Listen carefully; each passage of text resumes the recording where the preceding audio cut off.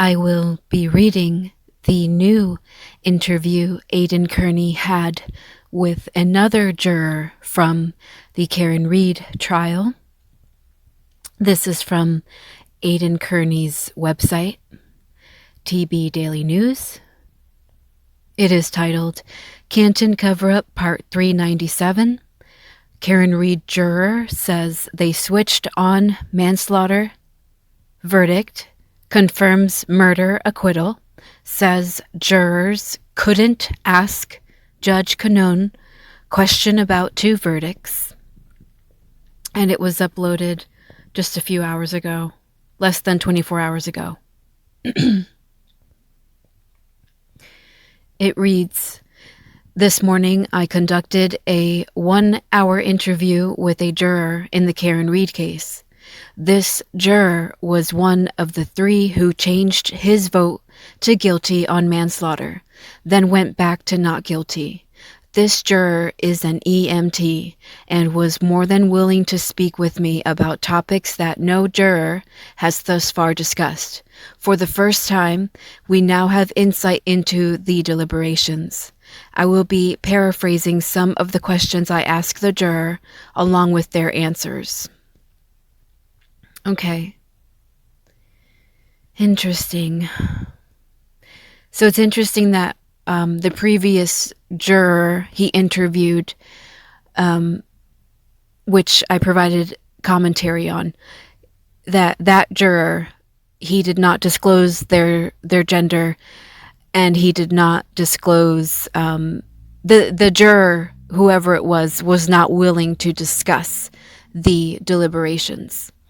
So it is interesting that this juror now has a male sex assigned to him, and that he is an EMT, and he was willing to discuss the deliberations. So it seems this juror is a lot braver, a lot more open, and that's I commend him. I think it is brave. If I were a juror in the Karen Reed case, I would probably want to remain anonymous. I'm just saying, from what I've seen, from how obsessed some people have become about hating Karen Reed for like zero evidence, for zero reasons that they can back up. Just, it's like blind hatred. I'm serious, people. There are folks out there who have blind hatred for Karen Reed. And like I said in the previous video, she's a witch in 2024. There are people who very credulously believe she's guilty. They believe she's guilty based on zero evidence. They are emotionally driven. They are irrational. And I'm not saying that's everyone who thinks Karen Reed is guilty. I'm saying a lot, and probably a majority. So if I were a juror in the Karen Reed case, I would not want to disclose my identity. So I commend this juror for being this open. So I did crop this interview like I did the last one. And there were just so many ads on the website. So this one had to be cropped a lot because of the ads. Okay, the first question Aidan Kearney asked this juror is, who was the most convincing witness for the defense? And the juror responds, the most convincing witnesses were the ARCA guys because they were strong in their delivery and presentation. I agree. 100%. Those 2 doctors from ARCA were excellent in their delivery, and I mean, they just sound qualified to do their job. They sound competent. And again, I have experience in the Department of Transportation, in public transportation, and I am telling you, I have had training, and I have had public safety training, and And some of that training involved accident reconstruction. And I am telling you, those two men from ARCA were compelling to me as someone who has experience with accident investigation and public safety on the road. So, if like to think that some people did not find them convincing, I'm there's no helping those people. There just isn't. Okay, the next question is, but the ARCA guys were unequivocal that John's injuries didn't come from a motor vehicle collision. Clearly, those who voted guilty did not find them convincing. What went wrong? That's a really good question from Aidan Kearney. The answer is the group in general felt that the defense was trying to derail us with them. A lot of people were saying guilty because these individuals came in and gave us this information, but they couldn't say who was sponsoring them, whether it was an insurance company or no offense, or was it yourself? Oh, wow. Wow, people. That members of the jury, even though the doctors from ARCA were convincing, some members of the jury thought that they were trying to derail the jury. And some members of the jury were trying to figure out if the ARCA guys were from an insurance company or if Aidan Kearney himself paid for these independent for this independent investigation. Guys, like that's the power of information. And again, the fact that the prosecution would not put the ARCA guys on the stand, even though the prosecution knew as much information about the FBI and DOJ involvement, the independent investigation, the prosecution knew as much about all of that as the defense knew. And yet the prosecution chose to not bring the real experts from ARCA on the stand. The only real experts, in my opinion, that told us what actually didn't happen to John, and it's that he did not get hit or backed into by an SUV. Like, he was the only expert who could tell us what didn't happen to John O'Keefe. It may be accepting the two medical examiners that the defense brought in, one who was the dog bite expert, and then the other who had also had experience with dog bites, but was more so specialized in injuries, post-mortem injuries. And both of them said that they would have expected to see different kinds of injuries if John had sustained if John was backed into by the SUV. So I'm just saying that, like, really, if it were not for the Karen Reed defense team, we would have had zero science about this case, people. Like, I'm going to say that again. If it were not for the Karen Reed defense team, we would have had zero science about what happened to John O'Keefe. And if anyone tells you differently, they are full of shit. The prosecution brought zero science to prove or disprove what happened to John O'Keefe.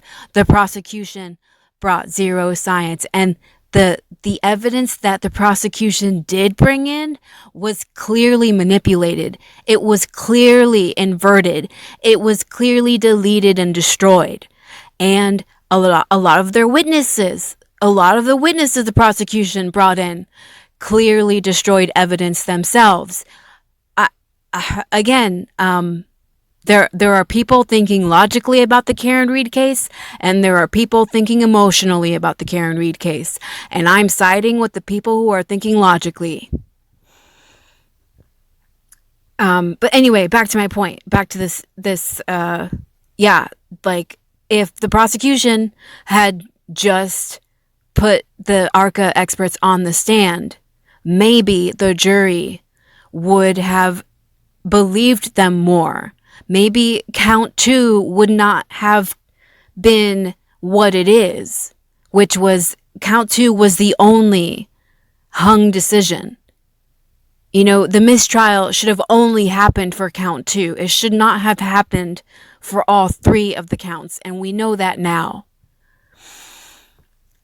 So I'm just saying, like, if this isn't more proof to people that the prosecution really fucked over John O'Keefe, that the prosecution really was not out to figure out what happened to John O'Keefe, that the prosecution would have rather left the jury like this, in ambiguity, in confusion, questioning whether the ARCA experts, the only real accident reconstructionists, the only real biomechanical engineers, the only real scientists there, you know, the prosecution wouldn't bring them on. And had the prosecution brought them on, the jury would have understood. They would have understood the real facts of the case. The prosecution wasn't out to get justice for John O'Keefe. The prosecution was out to nail Karen Reed for this, regardless of the facts, people. And that the jury could be so confused like this, like that the prosecution would victimize the jury like this. Like, let's just leave them hung in the air. Let's just leave them in complete confusion when we have the power to bring those experts from ARCA on the stand, and we have the power to disclose that those experts were hired by the FBI and the DOJ. Right? Like, it's so ridiculous. And we all know that the reason the prosecution did not bring the ARCA experts on the stand was that the prosecution's narrative would not have made any sense, and they would have needed an entirely new narrative. That is why the prosecution did not bring the experts from ARCA on the stand. The prosecution would have needed an entirely different narrative. This is corruption. Like, I mean, I've seen a lot of corruption, but this is a disgusting, intolerable level of corruption, people. And I really hope that you guys are taking it seriously. Okay, I'm going to continue reading. Sorry, that's a lot of talking. Okay, I'm going to try to read more and less talking. Next question. Did you know who I was? The answer is, we did know because there was someone in the jury who knew about you, and we talked about it a little bit. There was information being told to us by family members about what was going on with the media. For lack of better terms, someone on the jury was telling us that you were in the courtroom, and there were people who were talking about different angles. Interesting. That almost sounds like the jury was compromised a bit, because I'm pretty sure, like, I'm going to read this again. There was information being told to us by family members about what was going on with the media. Like, I thought the jury were supposed to be protected from the media, and they weren't supposed to, like, talk about it with people outside the jury. Until the trial is over. So this is a bit surprising, but, you know, at the same time, not surprising, because it's a high profile case. People are going to talk. So anyway, I was just wondering if it compromised them at all. Okay, next question.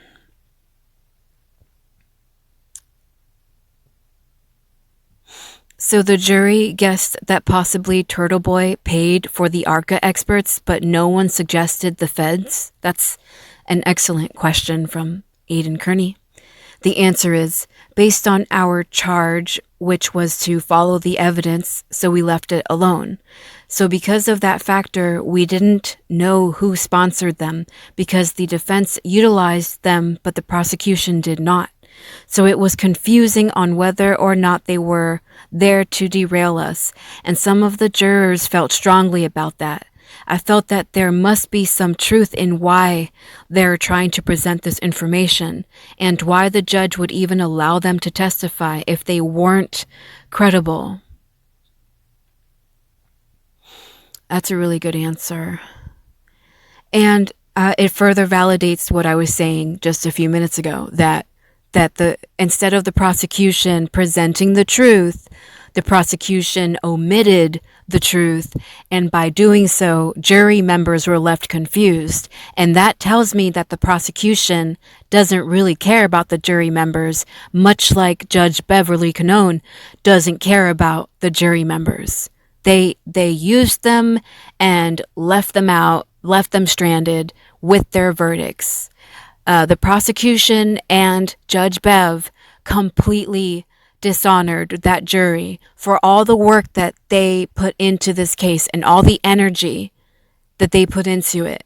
The prosecution and the judge clearly do not give a damn about them.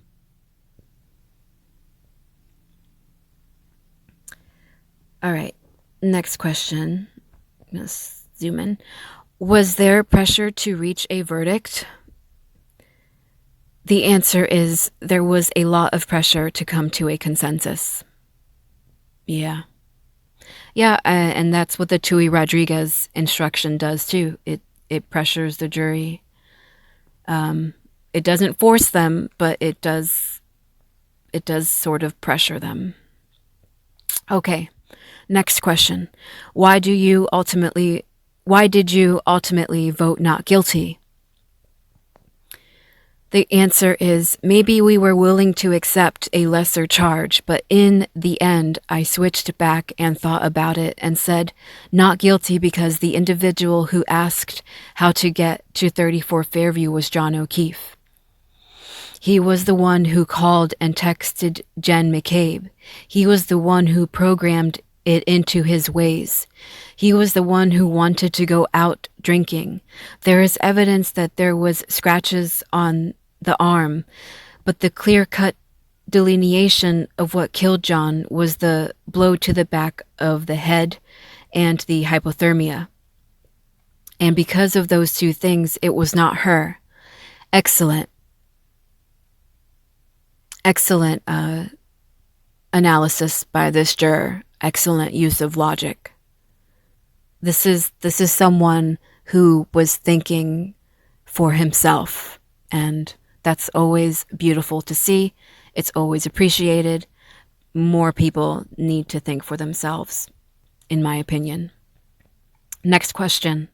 How did the vote move on deliberations? The answer is vote was 6-6 to 8-4 to 9-3 and then back to 8-4. So if it's sounding confusing, what the juror is saying that at first on count 2 it was 6 guilty, 6 not guilty, and then it changed from I guess 8 guilty, yes, 8 guilty and then 4 not guilty, and then 9 guilty to 3 not guilty, and then back to 8 guilty and 4 not guilty. And that would explain the different numbers I heard from different news sources, that it was either 8-4 or 9-3. So ultimately, what this juror is saying, that by the end, the actual count for count 2 was 8 of them thought she was guilty and 4 of them thought she was not guilty. And again, if they had more clarification about where the ARCA experts came from, like why they were there and who paid for them, if the prosecution, I don't know, did what the prosecution is supposed to really do, like in real life, like real prosecution is supposed to figure out who the real culprits are. Yeah, if the prosecution in the Karen Reed case actually behaved like a prosecution, they would have put ARCA on the stand, absolutely, without a doubt. but obviously they were a fake prosecution. This was a kangaroo court. Next question. How were they initially able to persuade you to guilty? The answer is there was an engineer in the group, and the engineer and the foreman, also a medical person. See that, guys? That's first confirmation for me. There were a lot of there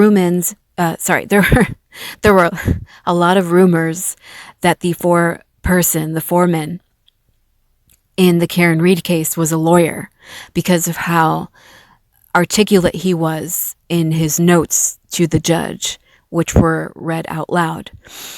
And now this juror is confirming that the foreman seems to be a foreman and not a forewoman, I don't know, maybe it is a forewoman, who knows, that the foreman is a medical person. So not a lawyer, but a medical person. And that is why the notes to the judge were articulate. Okay, so continuing to read.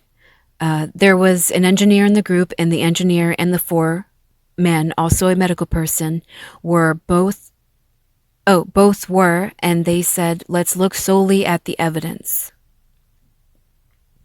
That's a little confusing. So how were they initially able to persuade you to guilty? I'm just trying to figure out why it's worded like that. Okay, just going to continue reading. And also look at the idea that perhaps it could have been.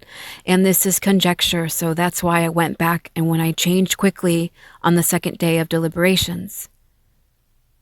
Okay, the question was, did it seem like the car backing up caused enough idea that John was perceived? I guess it's odd wording here. I'm going to reread those. Sorry, guys. And also look at the idea that perhaps it could have been, and this is conjecture, so that's why I went back when I changed quickly on the second day of deliberations. The question was, did it seem like the car backing up caused enough idea that John was perceived that he fell backwards? It's just really bad. Poor wording, folks. I'm going to continue reading. And he fell backwards because he perceived a threat. And engineering-wise, that kind of made sense why there was no impact.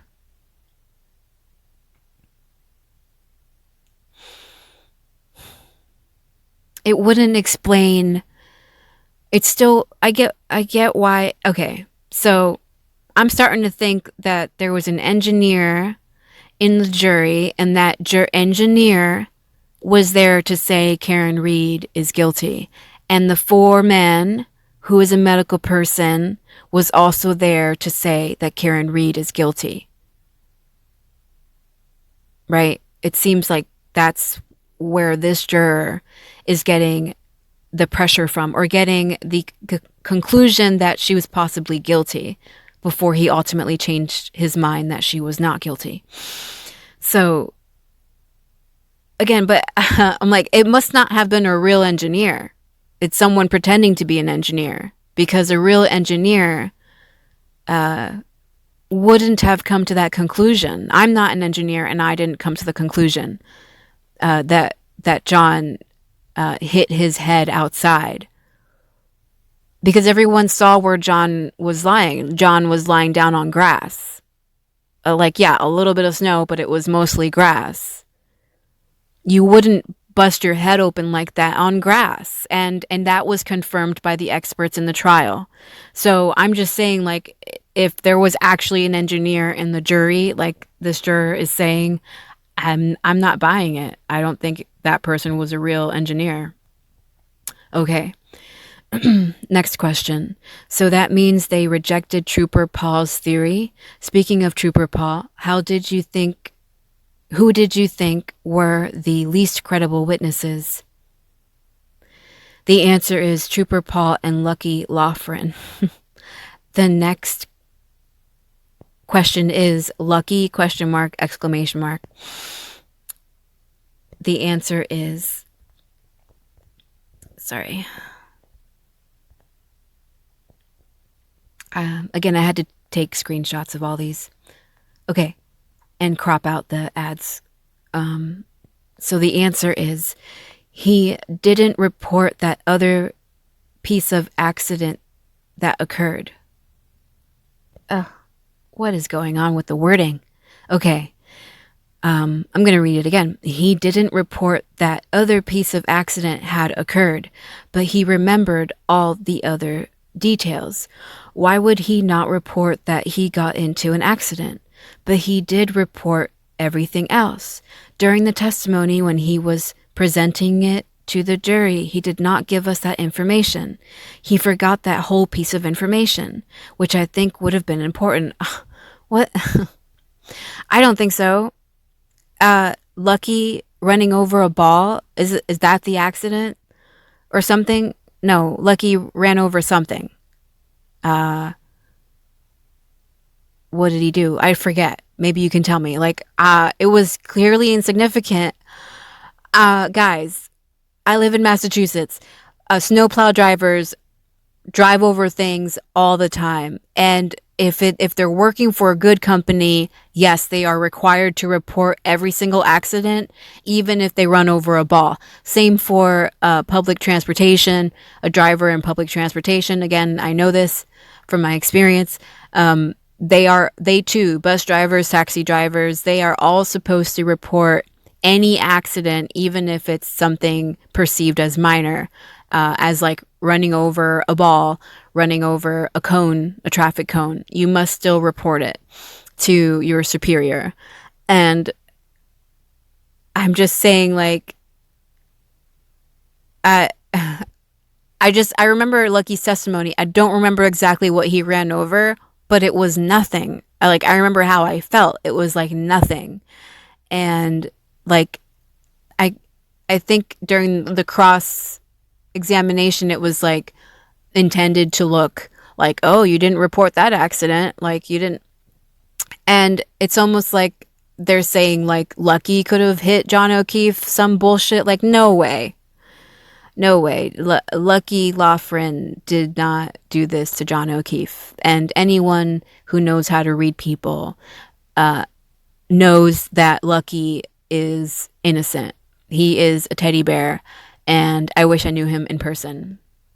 So I'm just saying this juror is a bit disappointing to me to think like that about Lucky. Next question.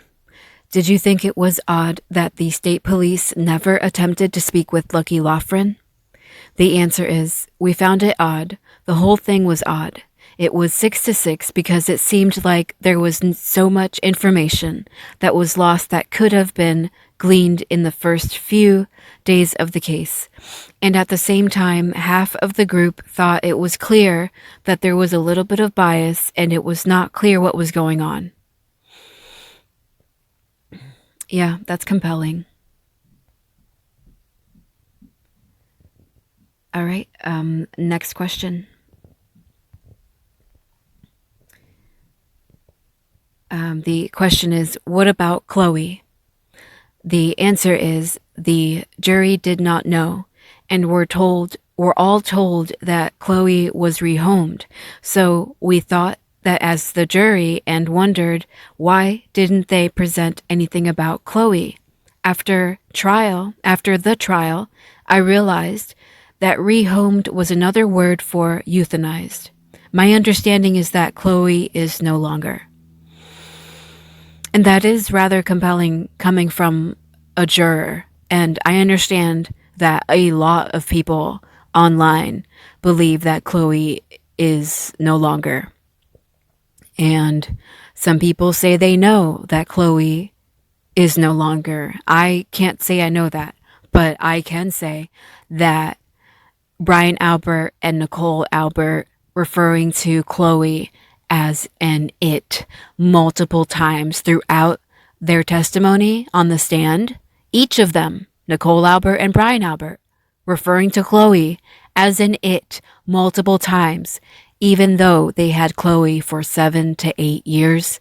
That is fishy to me. That is disassociative. That is what killers do. they refer to their victims as a subject rather than a being, something that exists and is living.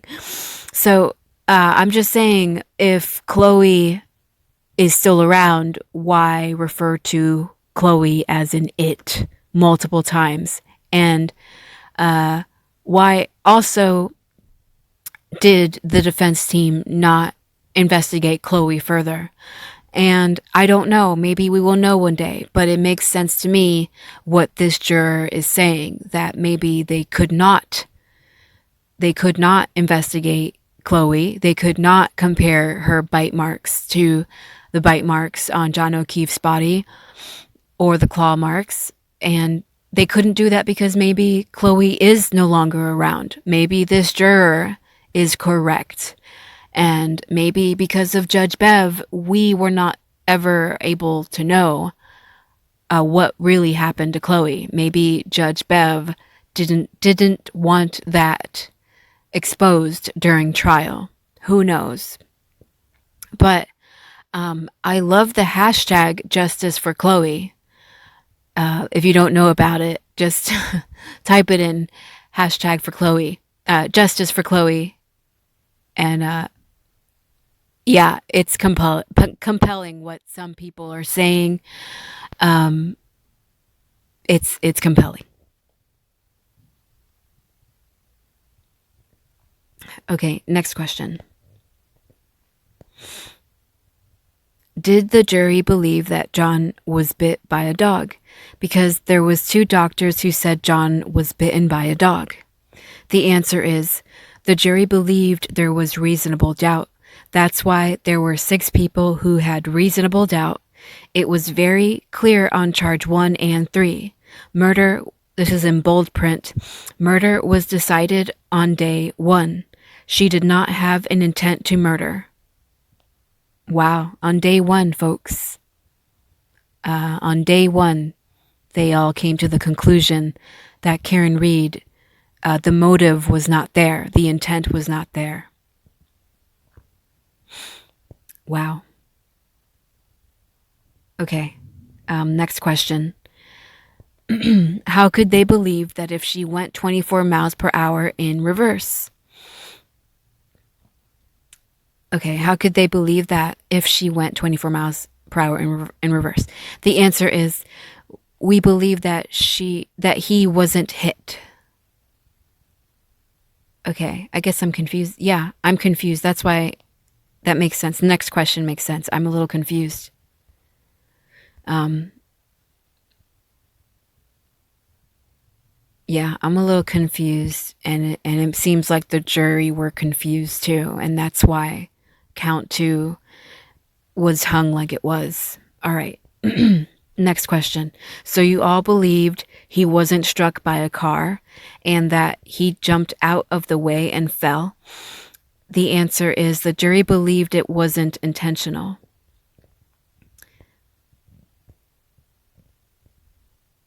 Okay, the next question is, how could it not be intentional going that fast? The answer is, the 6 believed it was an accidental hit, believed he was struck at 24 miles per hour. Okay, next question. How could you believe it wasn't intentional going that fast? Really good question from Aidan. Answer is, I don't know what the other jurors were thinking. Yeah, like, what is the engineer thinking? That's what I'd like to know. Like, can you really accidentally run over someone going 24 miles per hour in reverse, which is extremely difficult to do? It's extremely difficult to do.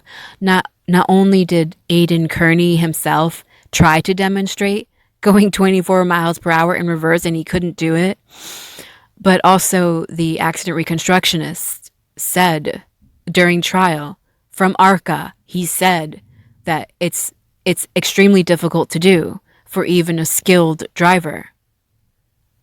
So, that logic it's not tracking with me. Next question. But you believe he wasn't hit? The answer is correct. It was inconsistent too because we thought that there should have been more damage to the car. Yes, there would have been more damage to the car, people. Especially at 24 miles per hour. Absolutely. Absolutely. You can get a dent on your car just going 5 miles an hour. 24 miles an hour is going to be a significant amount of damage. All right. Next question.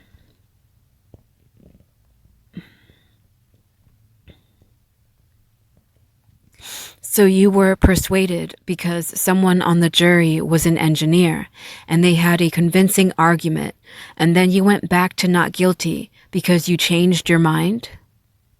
That's a good question. The answer is, I went home and thought about it, and I thought about, based on the evidence, what ultimately killed him, and that was a blow to the back of the head and hypothermia. Yeah.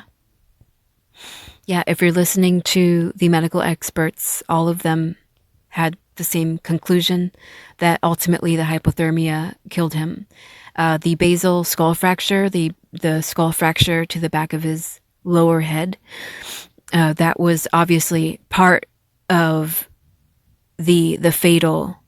It was a fatal wound, and that was obviously part of the reason why he died. He lost a lot of blood, but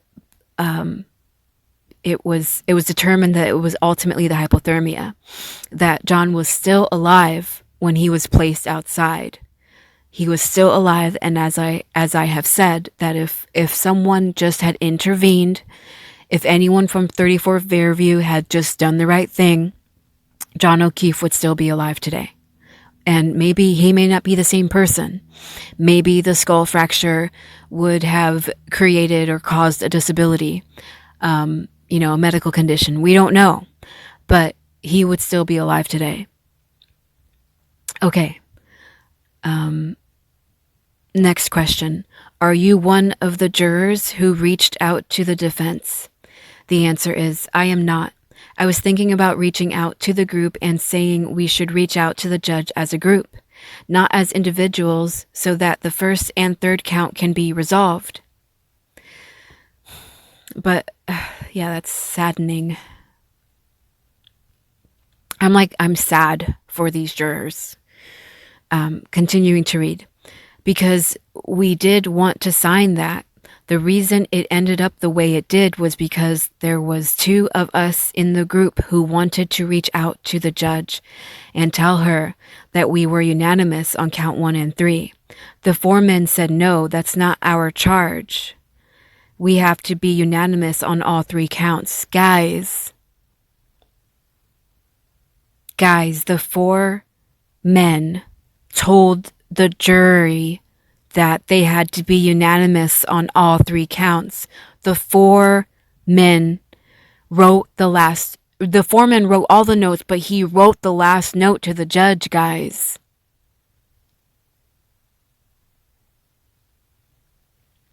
If Judge Bev Canone doesn't know this 4-person, then at the very least, this 4-person didn't do their job. Either this 4-person was confused, or this 4-person was in cahoots with Judge Bev. It could only be one or the other, guys. This 4-person was confused, or this 4-person was in cahoots with Judge Beverly Canone.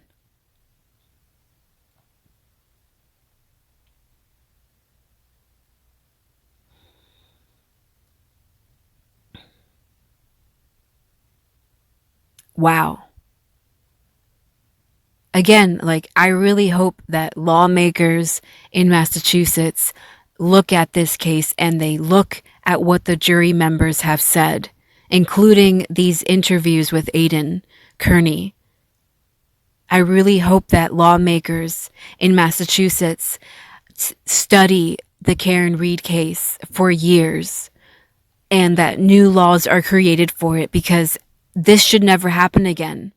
If it was an inside job or not, this should never happen again.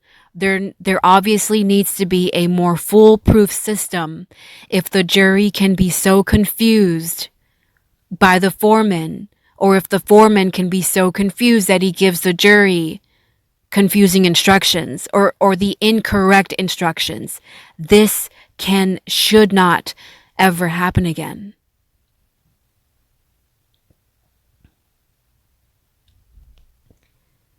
I'm like really sad at that part where he's saying they wanted it to be resolved.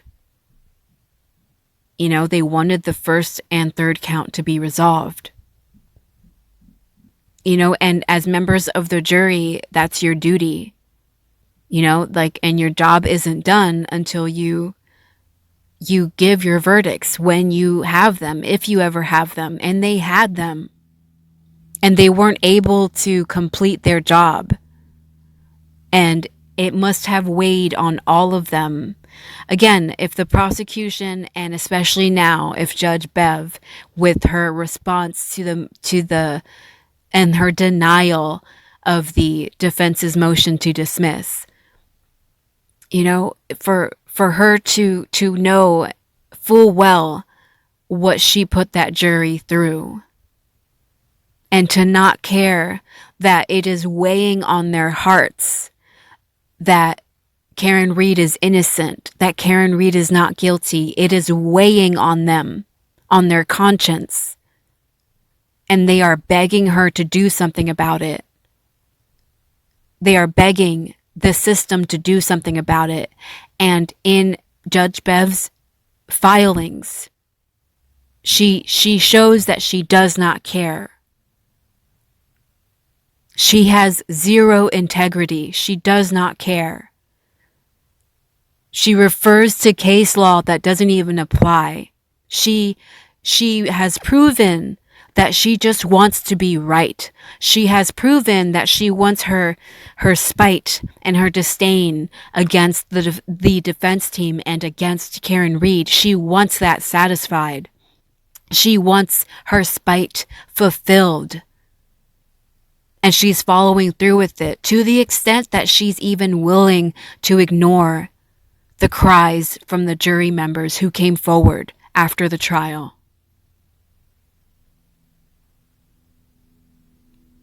She is corrupt. And it is sad that the jury members were taken advantage of. They were just there to do a job. You know, they were there to run the kangaroo court. They were used and then they were victimized. To me, the jury were victimized by the prosecution and by Judge Bev.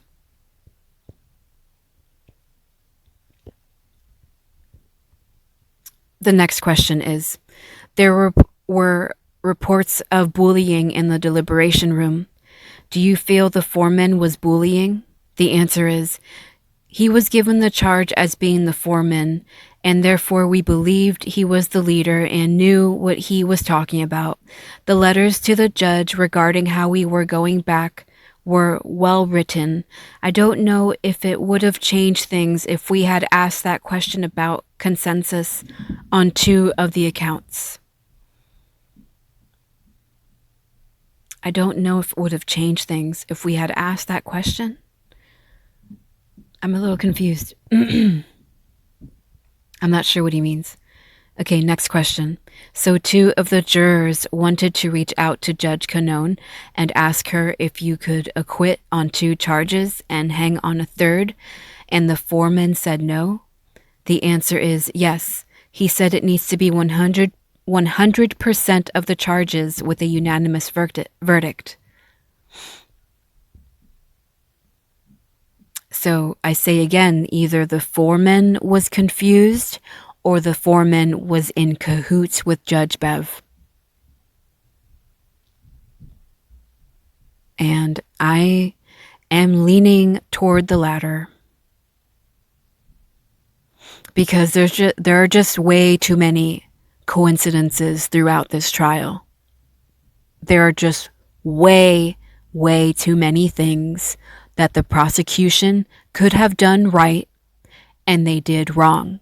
And I know now more than ever that there are so many things Judge Bev could have done right and she is choosing to do wrong, as recently as a week ago with her last response. She is choosing to do the wrong thing. She is part of some agenda.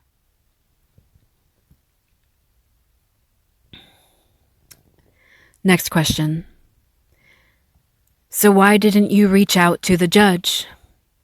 The answer is because only the foreman is allowed to reach out to the judge.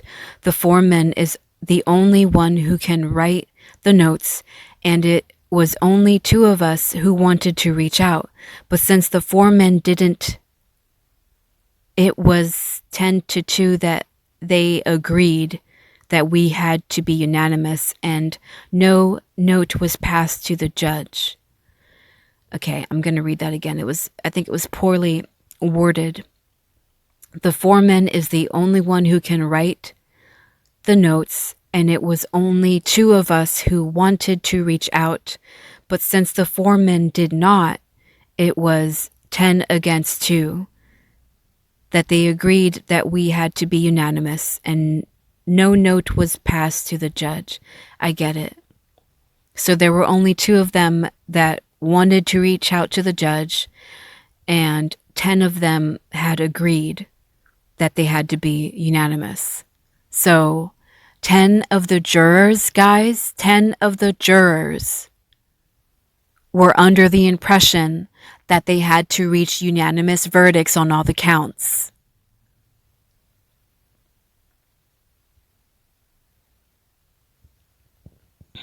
This is really fucked up. It's really fucked up.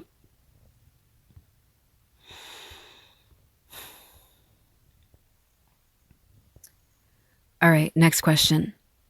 Do you feel like the guilty voters were more persuasive? The answer is, once deliberations began, there were jurors who didn't want to deliberate because they had made their decision already for guilty. Wow. Wow, guys.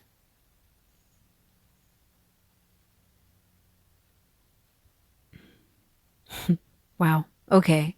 Well, I mean, we know now that it was 8-4 for count 2. That was the final answer. So, but they were unanimous that Karen Reed was not guilty on count 1 and 3.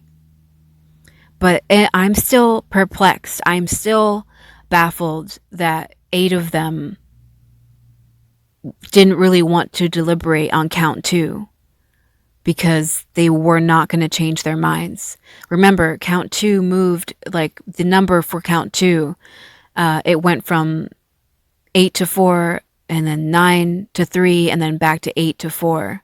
So a majority of the jurors wanted to say guilty for count 2. It's just, again, this is Karen Reed's life. This is her freedom.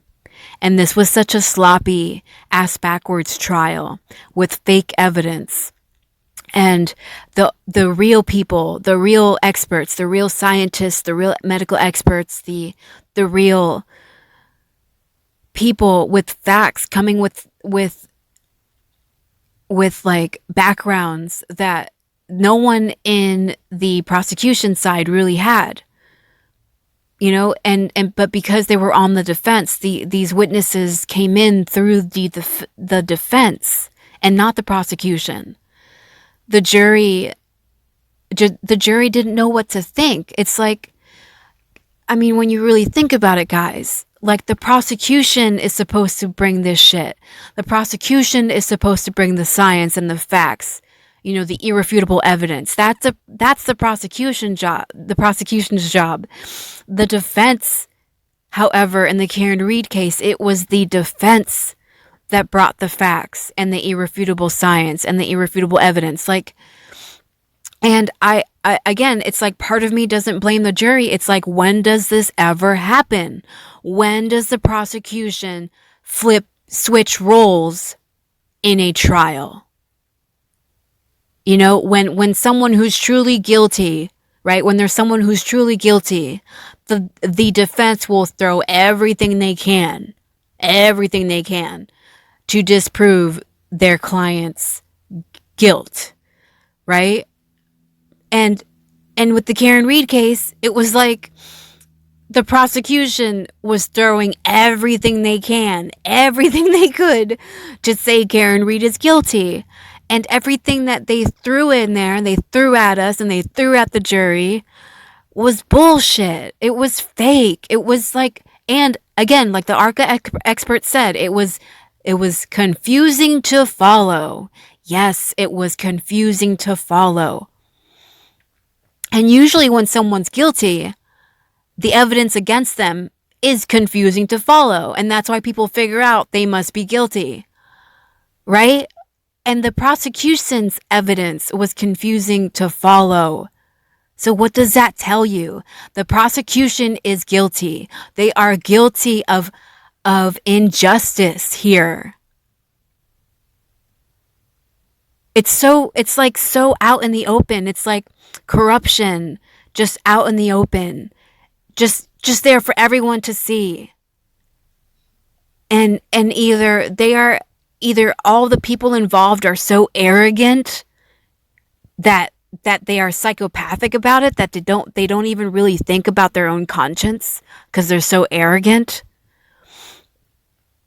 or like they are really desperate. They are so desperate, and this is them on survival mode. They know they don't have a story. They know they don't have real evidence, and they know that people in their club fucked up. And they just threw evidence together. They threw the narrative together. And maybe it's a combination of both. They are arrogant, they are psychopaths, and they know that they don't really have a case, but they are grasping at straws. They are desperate to lock Karen Read up for this because they don't want any of their cop friends getting in trouble for what their cop friends did. It's disgusting, this case. You know, I have been disgusted by a lot of cases, especially like violent cases with what some people do to other people.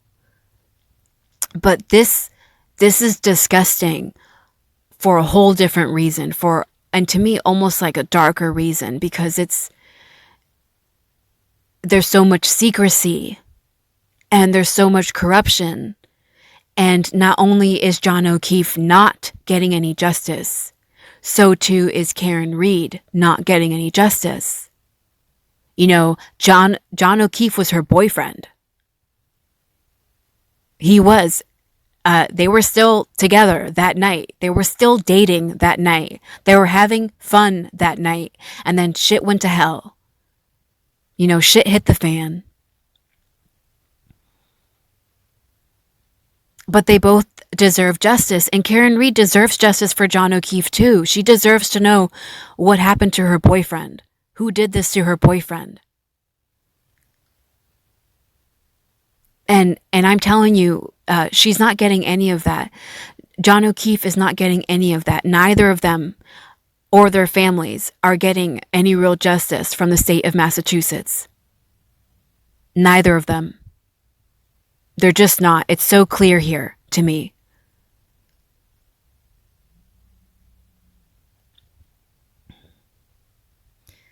Next question. How did you feel about Brian Albert, Colin Albert, and Jen McCabe coming in on the last day of court? The answer is, it was intimidating. Why are they here? I get that they have a vested interest in it, but it was not a comfortable feeling. The majority of us were not comfortable seeing them there. Amazing. You see that? And I hope Brian Albert and the McCabes and the O'Keefes, like, see this, and maybe they won't care even if they see it, but I hope they fucking see it.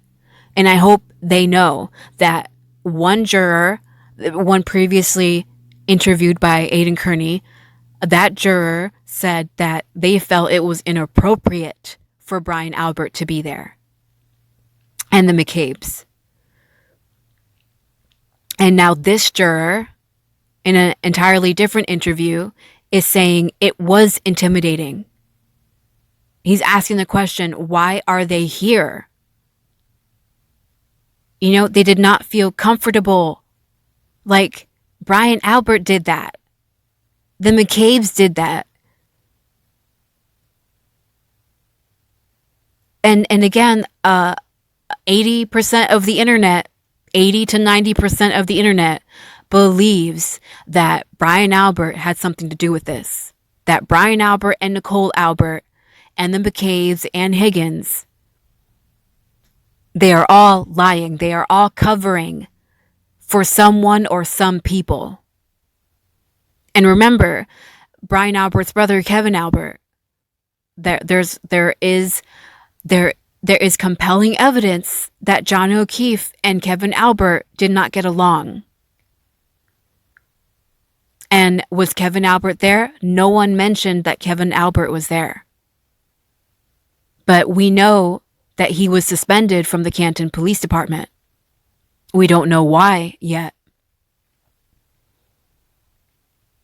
So I'm saying, guys, like there is a world of suspicion against the Alberts and the McCabe's and Brian Higgins. And so for the Alberts and the McCabe's to sit next to the O'Keefes and stare at the jury during closing arguments, and for the two jury members to feel negative about it, to feel uncomfortable about it, to feel that it was inappropriate, it validates what we are all saying. Brian Albert and the McCabe's and the other Alberts, they shouldn't have been there. And I'm still saying, like, John O'Keefe was turning in his grave, rolling in his grave.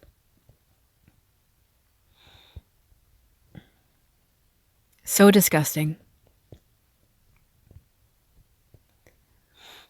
Next question. So there was more than one of you that was intimidated by them? The answer is, I know for a fact that there was another juror who felt intimidated. We brought it up as a group as we were deliberating. A couple people didn't notice them, but the people who did notice said it was uncomfortable. Right there, people. They were uncomfortable. And guys, this is coming from jury members who don't have the full backstory. Jury members who maybe don't yet know what the online communities are saying about the Alberts and the McCabe's and Higgins and their involvement, which the prosecution, the district attorney's office is clearly covering for. It's entirely an inside job, people. It's an inside cover-up with multiple levels of law enforcement involved. You know, and we all knew that, but the jury members likely did not have the full story. And yet they are feeling uncomfortable with Brian Albert's presence there during closing arguments.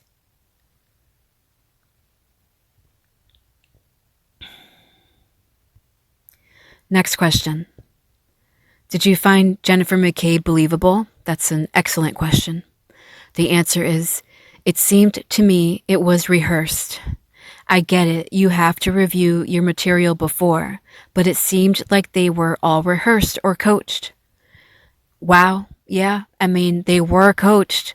Remember, the McCabe's and the Alberts, and I think even Higgins, they were all able to meet with the prosecution before trial began, and the prosecution was able to go over questions with them.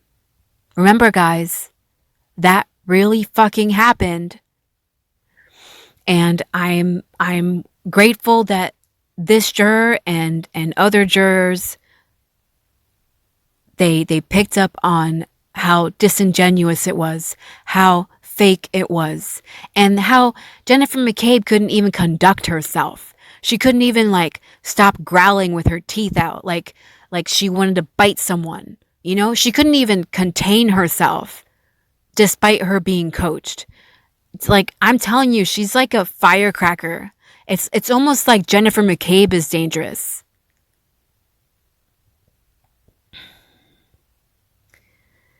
I mean, if she's willing to lie about seeing someone dying on a lawn, I don't know how much more dangerous you could be. But I'm saying she was overtly aggressive, and that's like on international television, on international streaming. You're going to be that aggressive. You're not going to be able to control yourself when the whole world is watching you, Jennifer McCabe. You have issues. You have control issues. You have anger issues. You are hiding something. Okay, next question. Do you believe John went inside the house based on the testimony you heard? The answer is, I am not sure. I think he might have made it in the house, but what happened after that, I don't know. There was some of us in the room that believed there was doubt about whether or not he made it in the house and whether or not there were interactions in the house. Sorry about misreading. I'm going to read that last one again. There was some of us in the room that believed there was doubt about whether or not he made it in the house and whether or not there were interactions in the house. I don't know. I'm saying if the cell phone data says he went inside the house, if his, what was it? iHealth or Apple Health, I don't know. Whatever it was, application on his watch, on his person, picked up that he was in motion. I'm saying, like, guys, other cases are solved like this. Other cases are solved using cell phone data. Over and over again, especially this day and age. That's how a lot of cases get solved, with cell phone data. And they absolutely track your health information. If you have your health connected to, like, if you have health apps and you're using them, and those health apps are counting your steps, or they're keeping track of your heart rate, you know, like, a lot of people are using those things, and those apps and that cell phone data is absolutely used today to solve crimes. So I don't get how the McCabes and the Alberts and Higgins can get away with saying don't believe the cell phone data. And I also don't understand how some jury members could listen to the cell phone data and doubt it and question it. But again, the prosecution were deceitful. They misled everyone, and they created confusion on purpose. They kept things ambiguous on purpose, and they used emotion and circumstantial evidence that they planted and stupid theories that they couldn't back up with science. They used all of that to throw to, like, as smoke and mirrors. Smoke and mirrors in the courtroom, people. You know, believe what we're saying. Woo. Magic trick. Like, yeah, they couldn't back it up. And it was a waste of everyone's time. And again, this case should have never been brought forward.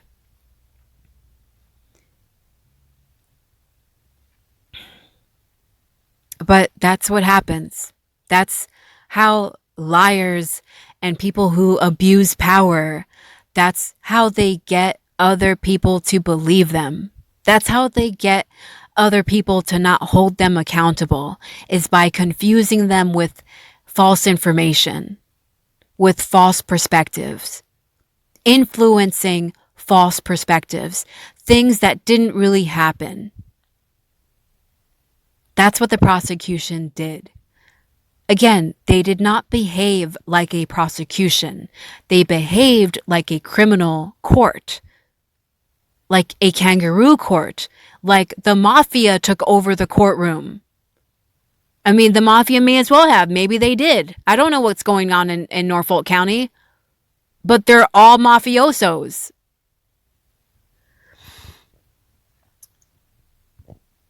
All right, next question. That means that the people who voted guilty on manslaughter believed beyond a reasonable doubt that he did not go inside the house, which means they believed the McAlberts. The answer is correct.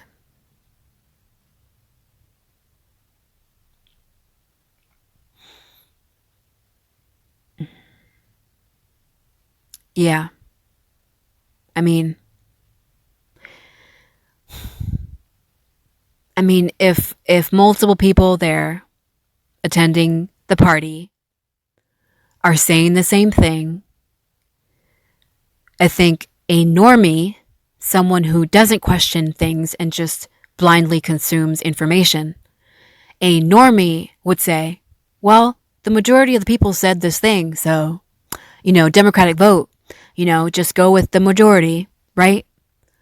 But again, if you're going to go with words that cannot be backed up with evidence and are in fact contradicted by evidence, then what the hell is up with you? What the hell is going on? But simultaneously, the jurors, in my opinion, are victims. Unless there are jury members and the foreman, like the foreman, who are in cahoots with Judge Bev. And I'm not saying the foreman is in cahoots. I'm not saying there are jury members who are in cahoots. But I am saying that the possibility is there. And if some of them were in cahoots with Judge Bev, then that would make a lot more sense. That they would believe the McCabe's and the Alberts. That they would want the McCabe's and the Alberts narrative to prevail. But part of me doesn't feel like all of the jurors or even some of the jurors are in cahoots, because again, why would they say not guilty on count 1 and 3? And if the foreperson is in cahoots with the judge, why would he say not guilty on counts 1 and 3?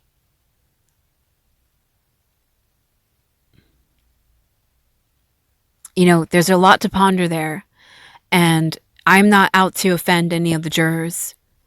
At this point, I think a lot of people don't trust the jurors. I think a lot of people have questioned the conclusions from the jurors. But again, we would have to be there. We would have to be in the jury to truly understand what was going on and to truly perceive the information like the jury did. We were all able to watch the trial and use the internet and go on social media and listen to each other's opinions and perspectives and share those thoughts, the jury, and to research and to get better backstories than the jury could during trial. The jury didn't have access to the information we had during trial. It's like part of me is like someone is friends with the judge. Someone has to know the judge. Someone in the jury. And then the other part of me is like, no, like there's evidence there that the jury were thinking for themselves, and it is not their fault that they were confused on the instructions. And maybe the foreman, was not in cahoots. Maybe he too was confused. Maybe it was Judge Bev confusing him. But I really hope someone can talk to the foreperson, because I want to know what the foreperson has to say. Because the foreperson must know now after trial that the instruction he gave the jury members was wrong. And it's like, I need to know if he was confused or if he was in cahoots. Okay, next question. Have you read about the case afterwards? The answer is, afterwards, I have done a little bit of research, but not as much as people are thinking. So the other juror that Aidan Kearney interviewed said she or he were able to get caught up on what people were saying online about the case, and they were surprised and amazed at how high profile the case had become. And this juror doesn't seem to have explored much. He doesn't seem to be as interested. Next question. If you had known about the federal investigation, would that change your opinion? The answer is, knowing the ARCA guys were hired by the FBI, that would have changed a lot. If it was told to us that they were part of a separate investigation, that's all they needed to say without tainting our information. But I think even the jurors would have looked at that differently. One of the major pivotal points was the engineer in the group said the ARCA guys did not give us any of their data. They presented the information but didn't give us any of the parameters they set up as far as engineering controls and any kind of specific data. I'm going to scan to the next page. Any kind of specific data. The engineer, based on his experiences to us, said that these were not credible witnesses. The majority of us probably would have changed our vote if we knew that information. So the engineer felt like the ARCA experts were not credible. I hope, I know I said I wasn't out to offend any of the jury members, but I don't really care about that engineer. I really don't. Again, I'm not an engineer, but I do have experience with public safety and accident reconstruction and accident investigation. And I felt that the ARCA experts did a perfectly succinct job at conveying what they believed did not happen to John O'Keefe. They completely exonerated Karen Reed when they concluded that John O'Keefe was not hit by an SUV.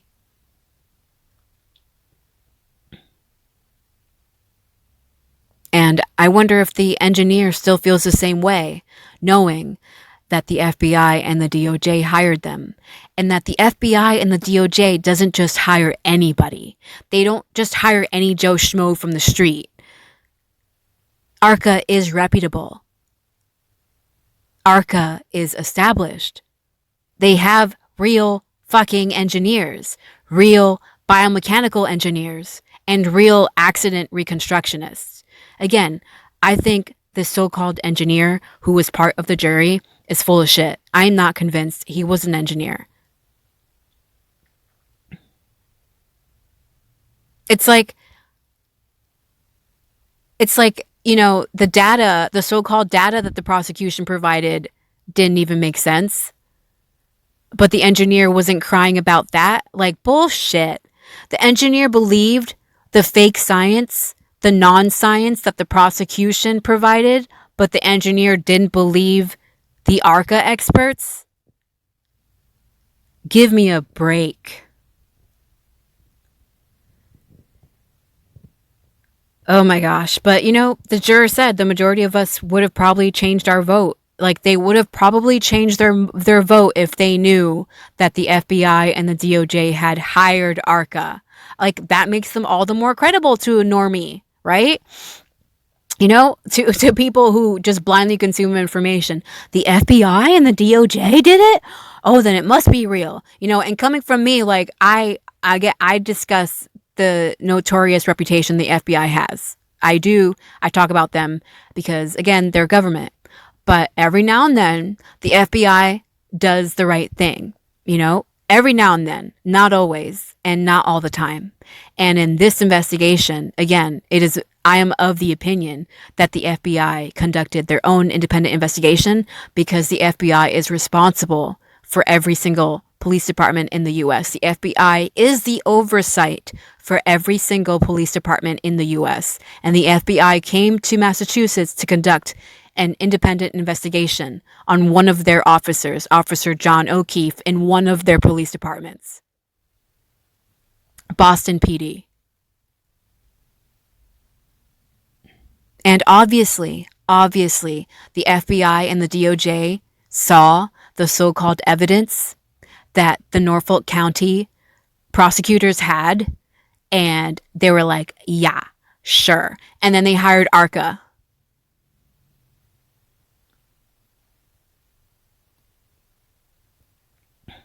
And again, the fact that the jury were not able to know that ARCA was hired by the FBI is further proof to me. It is further proof to me that the prosecution and the judge, they wanted to be right. They wanted to prosecute someone.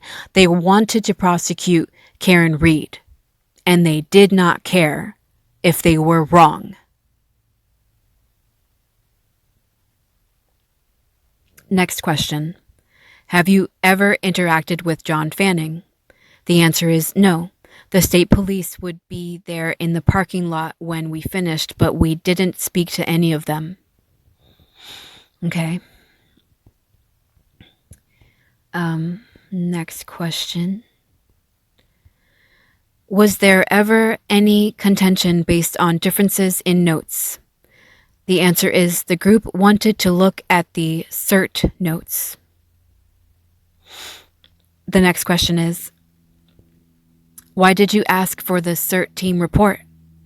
The answer is, there was this fear that some of the pieces of red taillight was planted. The point of our contention was to see what time the first cert team individuals were arriving, and if there was time to take pieces of taillight and put it on the grass prior to the state police coming in. Excellent. Excellent. All right. I'm proud. I'm proud of the jury for really analyzing that detail in the case. Excellent. Good job, guys. And these are excellent questions by Aidan Kearney. Okay. Next question. Why was the jury aware that a 7 a.m.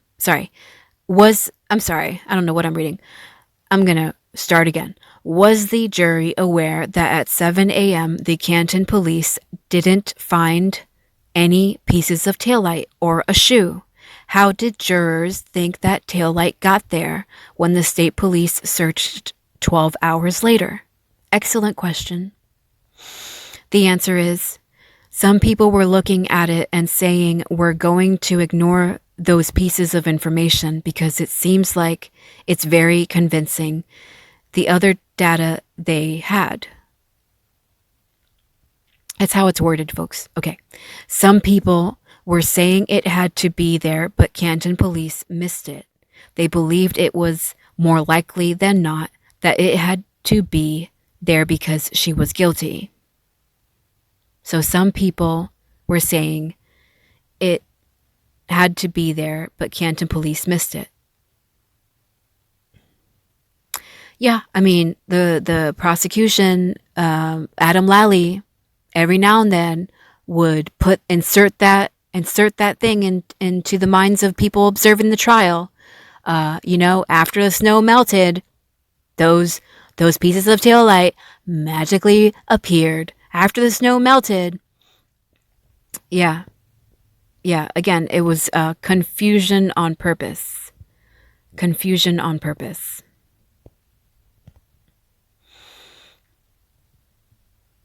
Let me go back. Okay, just making sure I didn't skip a question. Okay, next question. So they believed she was guilty and worked backwards from there and said Canton police must have missed it? Excellent question.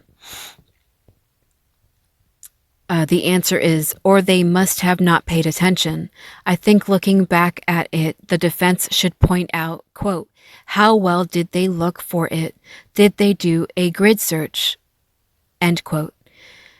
Everyone lost respect for Canton PD because why would you use a leaf blower?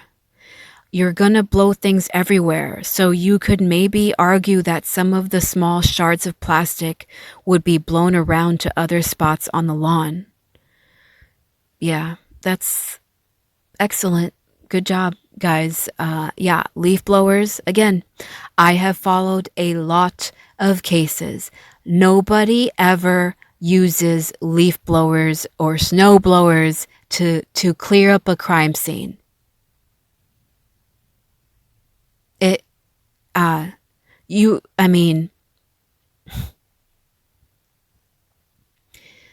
It's like angering and simultaneously comedic, like in a very sick, twisted way.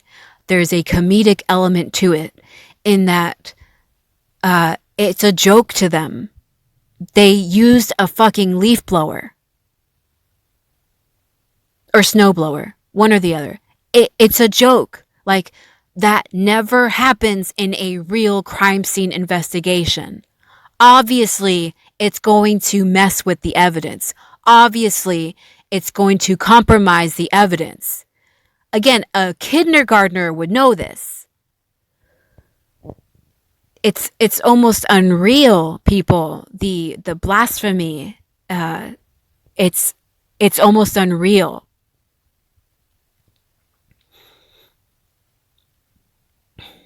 Okay, next question.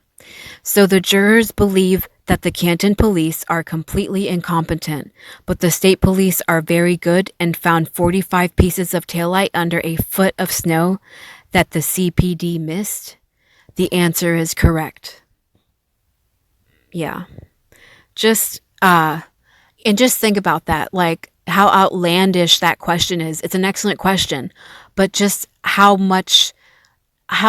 full that question is, just all the crazy details in that question, and then the answer correct. Like, it makes no fucking sense. But again, to me, they were confused on purpose. I don't want to believe that any of them were in cahoots. I don't want to believe that the foreman was in cahoots with Judge Bev. Part of me feels like that's a possibility. Part of me feels like, at the very least, the possibility was there. The possibility was there. It was not impossible. It was not impossible for the judge and the foreperson to be in cahoots. But mostly, I feel there is an abundance of evidence that the jury were confused. And to me, they were confused on purpose. Because Judge Bev, this was not her first rodeo. She knows damn well that the jury needs to be clear on their instruction. She knows that. She's been around a long time. And she knows that Rule 27B exists for a reason. So I'm saying the jury were confused on purpose, and Judge Bev absolutely had a role in it.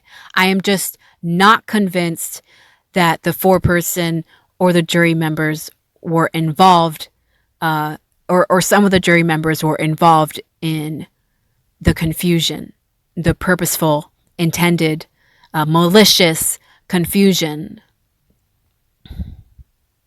And it's all angering people. It's all frustrating.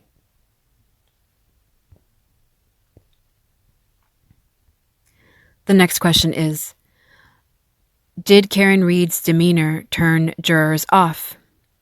That's a good question.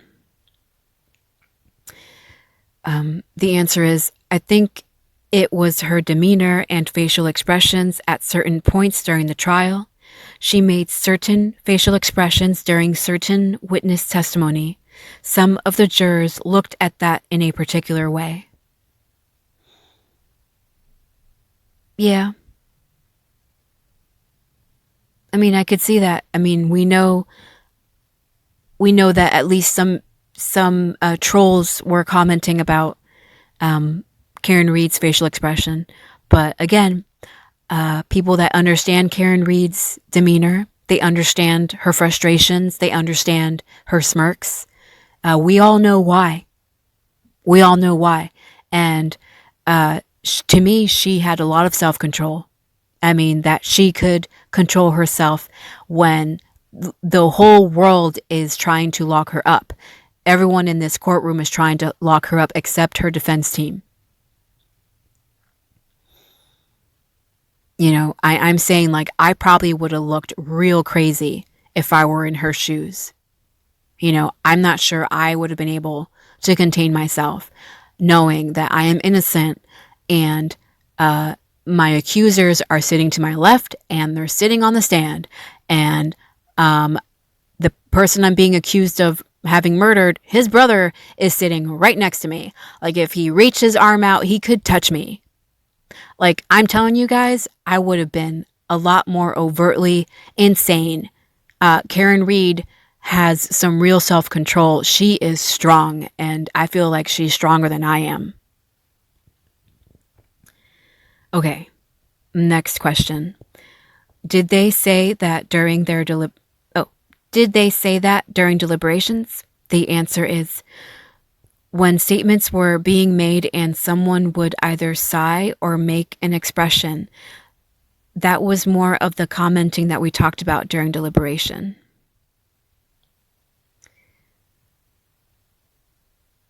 Okay. All right. I don't know. Next question. Did anyone pick up on Ryan Nagel mentioning speaking with the feds? The answer is I wrote that down in my notes, but I don't know if others did. Okay.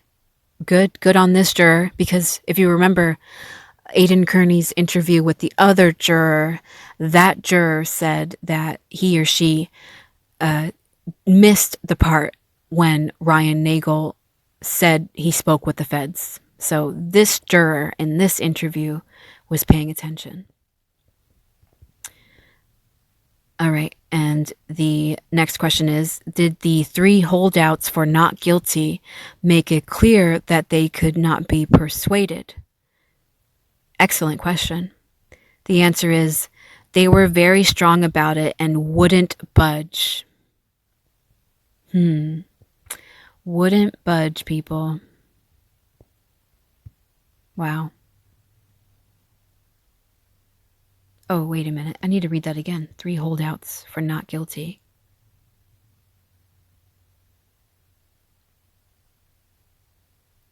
Okay. I don't know. I don't know. I'm still confused, I guess, about count 2. Was it that 8 were not guilty and 4 were, or 3? Wait, yeah, 4 should be 4. 4 were, I don't know. I'm confused by Aidan's question, the 3 holdouts. Maybe you guys can clarify in the comments if you want to. I don't know. I'm a little confused by that. Next question. Did you guys talk about any of this before deliberations? The answer is no. During deliberations is when information unfolded during the groups. The manslaughter count is what took us a long time. We looked at the taillight, opened up all the packages, looked at video footage to see if there was damage to the taillight prior to her getting back. And why was there no footage of her getting back to John O'Keefe's house? Yeah, excellent. See, this is critical thinking. Well done. Yep, why was there no footage of her getting back to John O'Keefe's house? There's footage of her doing other things at John O'Keefe's house, but not when she gets back to John O'Keefe's house. Yep. Next question. Did jurors think she deleted it?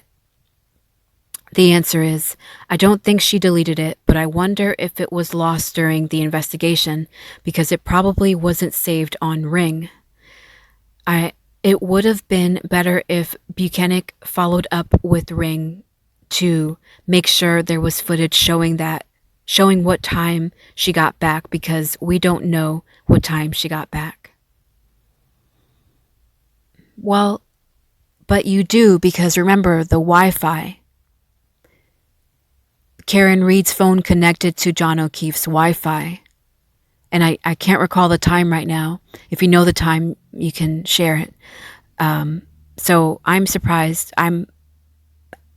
This juror must have missed the part when they talk about how Karen Reed's phone connected to John O'Keefe's Wi-Fi, and how and that at the time her cell phone connects to John O'Keefe's Wi-Fi at One Meadows, it further disproves the prosecution narrative. The prosecution's narrative was that she had backed into John O'Keefe, and if you learn the time that her cell phone connected to John's Wi-Fi, it does not match with the prosecution's narrative. It would be impossible for her to have hit John O'Keefe at the time the prosecution said she did.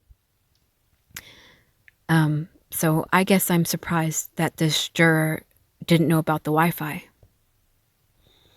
Oh my gosh, thank you, Aidan. I just saw this. Thank you, Aidan. Good job. The question is, well, we do, because Nicholas Guarino said she clocked into the Wi-Fi at 12:36. Excellent, Aidan Kearney. Wonderful.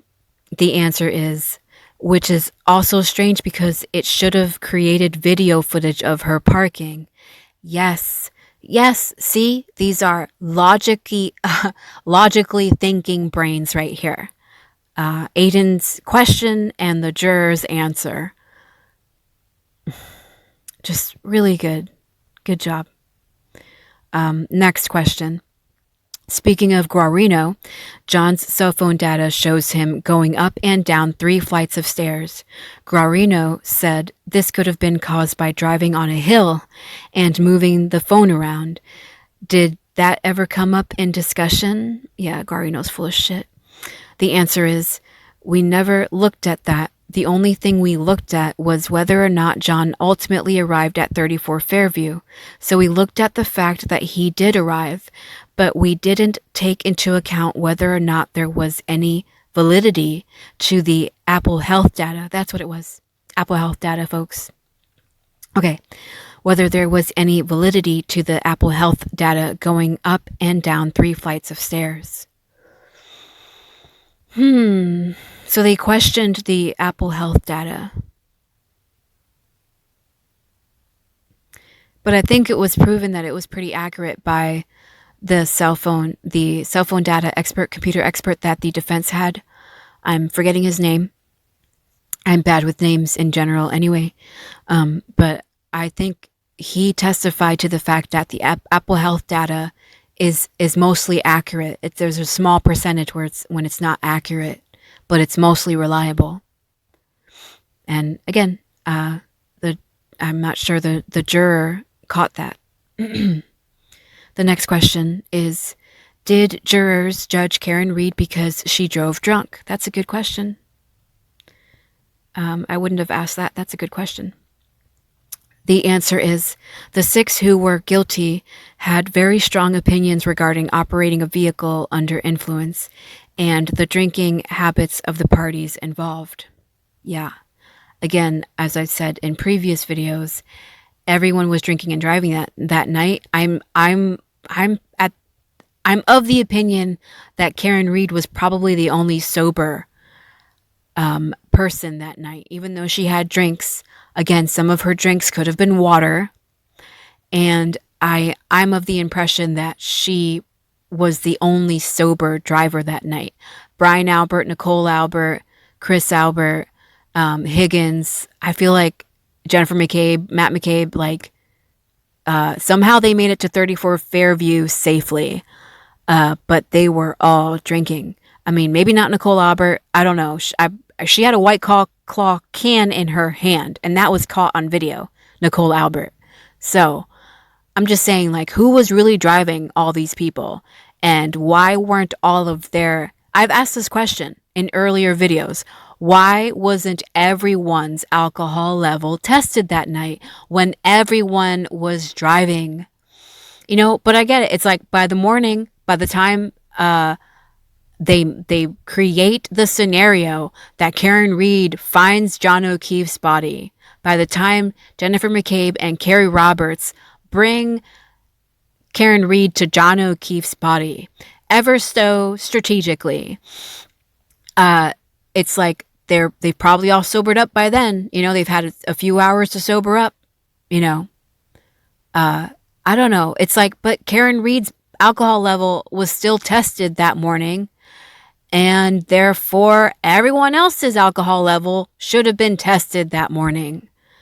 Again, there's footage of them at the bar, of everyone at the bar, and everyone testified that they all went back to 34 Fairview.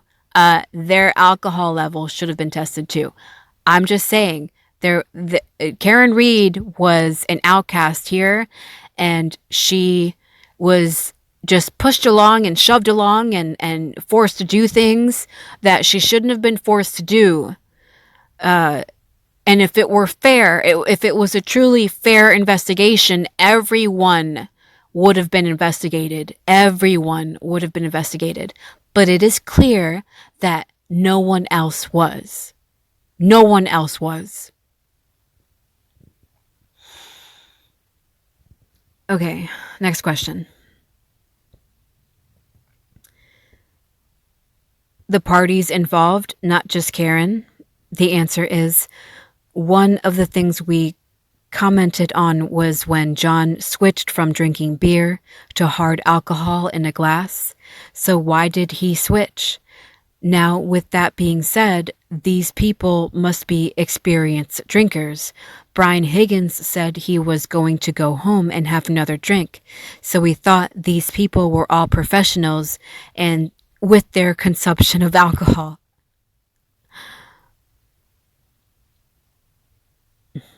That's some crazy stuff, you know. And again, I fault the prosecution for that. I fault the district attorney's office for that. That because these are all members of law enforcement inside 34 Fairview, or these are all people who are married into or connected to law enforcement in one way or another, and they all know each other, and they all known each other for years, and they all have kids that grew up together and are growing up together, and they all go to the same schools, the same sporting events, and the same parties, even with state troopers. Like none of them were investigated, and they were all presumed to know what they were doing, even though they were drinking and driving. You see that? Like, if Karen Reed was a cop, right? If she was a cop, she maybe wouldn't have been treated like this. But then again, John O'Keefe was a cop, and that didn't save him. They still did something to him. What it was is that neither Karen Reed nor John O'Keefe were members of the family. That's what it was. And somehow Brian Higgins, I feel like Brian Higgins and Brian Albert, even though maybe they're not related by blood, they go way back enough that they may as well be blood. I wouldn't put it past Brian Albert to perceive Brian Higgins as his brother. Again, my video, 2 Brians, 1 bromance. They had a bromance that they both played down. Brian Albert more so than Brian Higgins. Brian Higgins was more comfortable being honest about it. But again, I think that's because Brian Higgins was under investigation, and Brian Higgins had to be demoted. And I think Brian Higgins knows he has to behave, you know, but he still lied and he still destroyed evidence, and he was demoted or so-called stepped down from an ATF agent for a reason. But I'm still saying Brian Albert and Brian Higgins are basically bros. They're basically brothers. And so Brian Higgins is family. And that you'll notice the only people who were protected that night at 34 Fairview, the only people who were protected were the people deemed family. John O'Keefe didn't matter to anyone inside 34 Fairview, and neither did Karen Reed. And she still doesn't matter to them. No one has come clean yet, so she still doesn't matter to them. They don't care what happens to her. They will live on with this lie. They will die with this lie if they can. Okay. Next question. What did jurors think of all the butt dials? The Life 360 data, the Google search. There was a theme with the McAlberts that all this cell phone data wasn't reliable. Absolutely, Aidan. Thank you. Absolutely. There was a theme. There was a pattern with every single one of them, including Higgins. Not just the McAlberts, but also Higgins. It's not reliable. Don't believe what you see. Believe what I'm telling you. Okay, the question continues. Did you guys discuss the butt dials and whether or not Brian Higgins and Brian Albert spoke on the phone at 2:22 a.m.? Excellent question from Aidan. Excellent question. The answer is the majority did not take it into account or believe it had any sort of credibility about whether or not it created reasonable doubt. The minority had doubts. To some, it was just a diversion tactic to create confusion. Wow. The majority did not take it into account.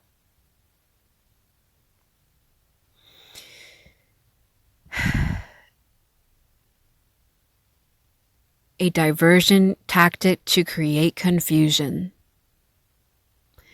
When in fact it's the prosecution, right? It's the prosecution throwing diversion tactics left and right to create confusion. And they regurgitate the theme, the snow, the so-called blizzard that wasn't really a blizzard. Oh, the snow, the Arctic temperatures, the Arctic setting, right? Like, no, it was a regular winter snowstorm in Massachusetts. But the prosecution wants you to dread it. They want you to sensationalize it and put yourself there, and you're freezing to death, and you're John O'Keefe. Like, that's what the prosecution did during the trial. Like, she must have known. Karen Reed must have known. Everybody knew. It was all over the news. She must have known the storm was coming. So she did this on purpose. She planned it just right. Like, no evidence to back up what they're saying. Zero evidence, but they repeated over and over again. The fucking snow, the weather. That's a diversion tactic. It's like, don't pay attention to the cell phone data. Don't pay attention to the medical experts. Don't pay attention to the accident reconstructionists. Just focus on the weather. Okay, next question. The foreman wrote in and after David that protesters could be heard outside during deliberations. Was that true? What? The foreman wrote in and after David that protesters could be, I guess I'm confused by his question, heard during outside. Was that true? The answer is we only heard them during lunch or when Karen's defense attorneys were walking out. Okay. So that answers the question. And I think the other juror was asked a similar question if they could hear, like in the other interview Aidan Kearney had, the other juror was asked a similar question that if the jury could hear the protesters outside. And I believe that juror's answer was like, not really. I'm not sure. I guess I have to go back and read it again. Okay. Next question. Beverly Cannoni did not bring jurors back to confirm the 12-0 acquittal on murder. Is there any discussion amongst jurors to come together and make a statement as a group about how you acquitted her of murder, now that she's facing another trial for murder? Excellent question by Aidan. Good job. The answer is, I have not texted the group. I was hoping the foreman would approach the group. I think it's our duty to put a unified front. No one has suggested coming out publicly, but my feeling is that in order to do our civic duty, I want to reach out to them as a group and say that I think we should all approach and make a statement that we found her not guilty of count 1 and 3. That's interesting that he feels that they should all come forward together in solidarity whenever they're making decisions like that. But I don't know when Aidan Kearney had this interview with this juror. I know that it was uploaded yesterday, September 6th, 2024. But if the juror reads Judge Bev Cannoni's most recent filing, she considers their statements that they made to the defense and to the prosecution. Through the affidavits, Judge Bev Cannoni considers those statements true and accurate. She believes the jury members who came forward to both sides and said that they were unanimous on counts 1 and 3. So this juror is communicating as if he did not know that. And so I'm saying, like, even if they come together and tell the judge that they found her not guilty on count 1 and 3, I'm saying the judge already knows this. She said it in her most recent court filing. She said she considers it true and accurate that Karen Reed was found not guilty on counts 1 and 3. But she does not consider those verdicts enforceable because they were not announced in open court. That's what she's saying. She's saying, I don't care if you guys came to verdicts. I don't care if Karen Reed is not guilty on counts 1 and 3. You guys didn't say it in open court. So I declared a mistrial and you can't go back. We can't go back. That's what Judge Bev is saying. And if you read her court filings or if you watch my videos, you would know that. So I hope this juror knows that even if the entire jury walked up to Judge Bev Cannoni's chambers as a group and said, what are you doing? Karen Reed is not guilty on count 1 and 3. Judge Bev would slam the door on their faces. Just saying. Okay, the answer continues. I thought it was going to resolve. I thought Judge Cannon is going to change her mind here. I wonder legally if she can, but if we did it as a united front, then she could do something. I mean, that's compelling, and I commend him for wanting to, for believing that it could make a difference. And maybe it could. Maybe that's what it's going to take. Maybe it's going to take all jurors and the foreperson to come to Judge Bev in person and tell her we want to be heard. Or to file their own documents, their own motions in this case. I don't know. File something completely separate to get her to consider them. But again, she's already given us her play cards, people. Judge Bev has already given us her play cards. She didn't say that she doesn't believe that the jury came forward and found Karen Reed not guilty on count 1 and 3. Judge Bev has not said that she does not believe it. She has said the opposite. She finds it true and accurate. And despite her validating those jurors and validating what the defense said and validating what the prosecution said, despite her finding it to be true and accurate, she's choosing to do shit about it. she's choosing to do zilch. And I'm not sure that all of them going to her as a group, as a front, in solidarity, is really going to make a difference. To me, she's going to be like, you see this case law? You see this case law? You see that case law? You see this case law? That's what she's going to do. Like, I didn't do anything wrong because look at this case law. Okay, next question.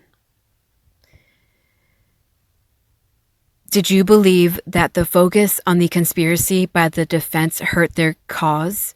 Do you think if they had just stuck to Karen Reed, couldn't have hit him with her car because it's physically impossible, instead of blaming the McAlberts, would that have been a more effective defense? That is an excellent question, Aidan Kearney. Good job.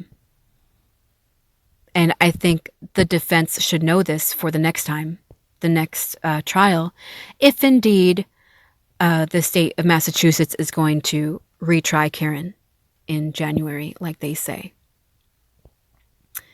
The answer is, I believe it would have been the most effective defense if they had just gone with the facts of the case and not created all these other pieces, which I get it, is great for reasonable doubt, but clearly did not create a case for those individuals who did not create a reasonable doubt. I get what the juror is saying, and I get what the juror is saying. Like, if the defense's argument was more succinct to just the facts, then Karen Reed may have been found not guilty on all the counts because just the facts were there and they were easy to follow. And, but again, I think the defense they needed to show the world who the McCabe's and the Alberts and Higgins are. They needed to show the world that evidence was deleted, evidence was manipulated, evidence was destroyed. Like, that needed to come through, whether or not it, in my opinion, so-called hurt their defense. I don't think it hurt their defense. I get what the juror is saying, but to me, it obviously didn't hurt that much if Karen Reed was found not guilty on counts 1 and 3. The defense created reasonable doubt and then some. They allowed the world to see and the jury to see that there are multiple other scenarios that could have happened, and just look at how deceitful these witnesses are. So can we really believe them, even though they said John O'Keefe never went inside that house?